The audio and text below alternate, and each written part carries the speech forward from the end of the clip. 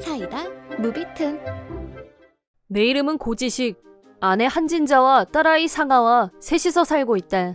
평범한 회사원인 나에게는 한 가지 꿈이 있었다.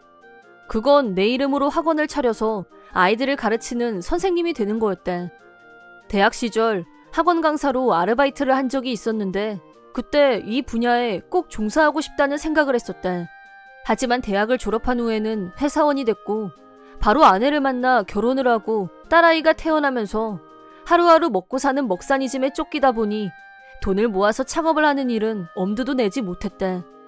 하지만 나는 가족을 위해서 회사원으로 일하는 걸 불만으로 여긴 적은 없었다. 그만큼 나는 가족이 나 자신보다 우선이었다. 사실 아내는 자유분방한 성격이었고 전업주부면서도 딸아이 육아며 집안일을 나한테 맡겨놓고 혼자서 놀러나가는 일이 자주 있었다. 아내의 그런 성격을 모르고 결혼했던 것도 아니어서 그걸 트집삼아 부부싸움을 할 생각은 없었지만 요즘 들어 아내는 한번 놀러나가면 아예 날을 새고 아침까지 안 들어오는 날이 허다했다. 그러다 보니 자연스럽게 불만이 쌓여갔다. 아무렇지도 않은 얼굴로 아침에 들어와서 딸아이가 등원 준비를 하고 있는 것도 보는 둥 마는 둥 침대로 직행하는 아내.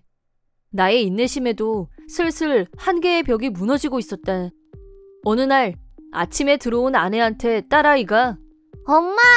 라고 부르며 안기려 하자 엄마 피곤해 저리 가! 라면서 아이를 밀쳐냈다.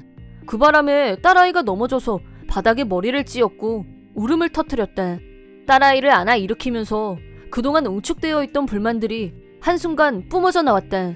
뭐하는 짓이야?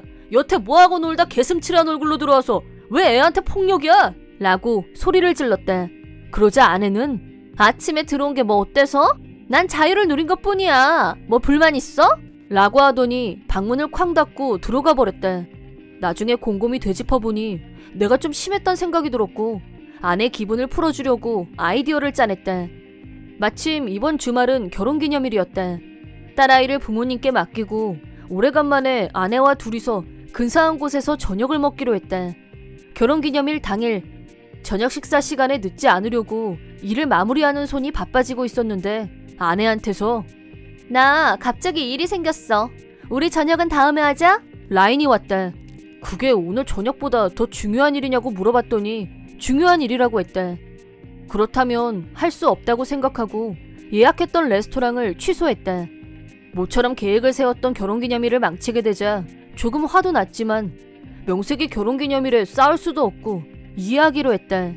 마음을 추스르고 퇴근하면서 아내 선물을 사러 전자상가에 들렀다. 요즘 아내가 빠져있는 이란 리플렉스 카메라를 선물로 골랐다. 아내가 기뻐하는 모습을 상상하면서 카메라를 들고 전자상가를 나왔는데 지하철역 앞 육교를 건너고 있는 아내를 발견했다. 그리고 옆에는 모르는 남자가 함께였다. 그 순간 아내의 불륜을 의심했고 두 사람의 뒤를 따라갔다. 들키지 않게 뒤를 밟았고 두 사람이 멈춘 곳은 호텔 앞이었다. 손을 잡고 들어가는 두 사람이 나올 때까지 밖에서 기다렸다. 2시간 정도 후 두 사람은 다시 호텔 밖으로 나왔고 나는 새로 산 카메라로 두 사람을 촬영했다. 불륜 증거는 손에 넣었지만 충격이 너무 커서 한동안 멘붕 상태가 지속됐다. 이 문제를 어떻게 처리할지 고민하던 어느 날 연차를 소화하기 위해 휴가를 냈고 오후에 딸아이를 데리러 유치원에 갔는데 딸아이가 친구하고 둘이서 유치원 마당에서 조금 더 놀고 싶다고 했다. 두 아이가 사이좋게 놀고 있는 모습을 옆에서 보고 있는데 딸아이 친구의 아빠라는 사람이 말을 걸어왔다. 놀랍게도 그 사람은 다름 아닌 아내의 불륜남이었다. 너무 놀라서 몸이 경직될 지경이었는데 잠시 후 불륜남의 부인도 등장했다. 두 사람 사이는 나쁘지 않아 보였고 아이들을 보면서 우리 딸이 상아하고 절친이에요. 앞으로도 잘 부탁드립니다. 라고 먼저 인사를 했다. 나는 불륜남이 내 의중을 알아채지 못하게 자연스럽게 어느 직장에 다니는지 물어봤다. 하필이면 딸아이 친구 아빠와 불륜이라니 저질 중에 저질 아닌가? 나는 아내와 불륜남에 대한 분노가 절정으로 끌어올랐고 증거사진을 손에 꼭 쥐고 아내와 이혼할 결심을 굳혔다. 그날 저녁 아내에게 선물이 있다고 말하고 이런 리플렉스 카메라를 건네줬다. 예상대로 아내는 뛸 듯이 기뻐했고 너무 좋다, 진짜 고마워 라며 좋아했다. 카메라에 있는 데이터를 한번 확인하라고 하자 아내는 뭐지 하면서 화면을 체크했다. 다음 순간 낯빛이 파랗게 질렸다. 그것도 내 선물이니까 받아둬. 이혼 서류도 준비했으니까 사인하는 거 잊지 말고 라고 하자 아내는 내가 잠깐 정신이 나갔었나봐. 진심은 아니었어. 용서해줘 라면서 무릎을 꿇었다. 그런 아내를 무시하고 위자료와 친권 문제를 얘기하자 상아는 엄마인 내가 키워야지 라면서 발끈했다. 지금까지 엄마 노릇도 다 내가 해왔던 것 같은데. 갑자기 엄마 운운하며 친권을 고집하는 건 양육비를 챙기려는 욕심에 불과하단 생각이 들었다. 아내는 목소리를 높여서 상아는 꼭 내가 데리고 갈 거야 라고 소리쳤고 그 소리에 놀랐는지 자고 있던 딸아이가 거실로 나왔다. 상아야, 깼어? 그러자 딸아이는 갑자기 울음을 터뜨렸다. 나 아빠랑 살 거야. 라면서 아내에게 너도 들었지?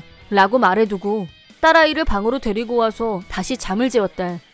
다음 날부터 나는 이혼 준비를 본격적으로 시작했고 변호사를 고용해서 위자료를 청구하기로 했다. 물론 불륜남에게도 위자료를 청구할 생각이었는데 난데없이 내용 증명이 집으로 배달되면 부인이 당황할 것 같아서 불륜남 직장으로 보내기로 했다. 내용 증명을 받아본 불륜남은 곧바로 변호사한테 연락해서 내 연락처를 물어봤고 나한테 직접 전화를 해서 몇 번이나 사과했다. 가족에게만은 비밀로 해주세요 라고 부탁했다. 남의 가정은 파탄내놓고 자기 가정은 지키고 싶다는 말인가? 어이가 없었다. 집에는 본인이 직접 말하라고 하고 전화를 끊었다. 하지만 불륜남이 자신의 불륜을 부인에게 직접 털어놓을 거란 기대는 하지 않고 있었다. 하지만 거액의 위자료를 청구했기 때문에 들통나는 건 시간 문제인 게 분명했다. 나는 그저 위자료가 입금되는 걸 기다리기로 했다. 얼마 후 아내와의 이혼이 정식으로 성립됐고 장인 장모에게도 이 사실을 알렸다. 장인 장모는 울면서 친권만큼은 양보해줄 수 없겠냐고 말했다. 나는 그동안 아내가 제대로 된 육아를 한 적이 없었다는 점과 무엇보다 딸아이가 아빠와 함께 살고 싶어 한다는 사실을 알려들었다. 그제야 장인 장모도 포기하는 모습이었다. 아내는 친권을 내가 갖게 되면서 양육비를 받아낼 가능성이 없어졌고 오직 위자료 지불만 남게 된 결론이 내려지자 울면서 나와 다시 한번 노력해보고 싶다고 매달렸다. 물론 내 입장에서는 어림도 없는 소리였다. 아내를 집에서 내보내고 딸아이와 둘만의 생활이 시작됐다. 나는 위자료로 받은 돈을 미천으로 학원을 차렸다. 계기는 이상했지만 전부터 꿈꾸고 있던 보습학원의 원장이 된 나는 회사에 다녔을 때보다 딸아이와 같이 있는 시간도 늘어났고 수입도 올라갔다. 그동안 아내가 낭비했던 돈도 더 이상 지출할 필요가 없어졌기 때문에 그 돈도 절약이 됐다. 한편 딸아이를 위해서 본가에서 가까운 아파트로 이사를 가기로 했다. 부모님의 도움을 받으면서 딸아이가 외로워하지 않게 노력했다. 부모님도 손녀가 가까운 곳에 살게 되자 무척 좋아하셨고 육아면에서는 힘 닿는 데까지 돕겠다고 말씀해 주셔서 큰 힘을 얻었다. 한편 전처는 나한테서 쫓겨난 후 자기 친정에서도 외면당하자 먹고 살기 위해 직장을 찾기 시작했다. 지금까지처럼 자유분방한 생활을 더 이상 할 수 없게 되자 모든 불만이 불륜남에 대한 증오심으로 불똥이 옮겨갔다. 급기야 불륜남 집으로 직접 찾아가서 불륜 사실을 폭로했고 그 부부도 이혼을. 불륜남은 자신의 불륜을 집에는 끝까지 숨길 작정이었고 어떻게든 이혼만은 피해보려고 필사적이었던 모양인데 그런 와중에 전처가 자기 와이프한테 폭로를 해버렸으니 불륜남의 계획은 모두 수포로 돌아갔다. 화가 난 불륜남의 와이프는 아이를 데리고 친정으로 가버렸고 새로 지은 마이홈에 혼자 남게 된 불륜남에게 남은 거라곤 은행빚뿐이었다. 전처와 불륜남의 관계는 최악으로 변했고 철천지 원수가 됐다. 그런 두 사람을 기다리고 있는 건 초라하고 고독한 생활뿐이었다.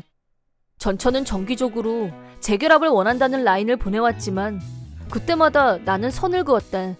듣자 하니 그동안 전업주부로만 살았던 전처는 사회생활에 적응을 못했고 알바를 수도 없이 바꾸면서 겨우겨우 입에 풀칠만 하고 있다고 한다. 딸아이는 엄마가 보고 싶다는 말을 한 적도 없었고 이대로 안 보고 살아도 상관없다고 생각하는 중이다. 앞으로는 딸아이와 부모님을 모시고 편안하고 따뜻한 가정을 꾸리고 싶다는 마음뿐이다. 이번 영상은 어떠셨나요? 재밌게 보셨다면 구독, 좋아요에 댓글까지 달아주시면 감사하겠습니다. 그럼 다음 영상에서 만나요.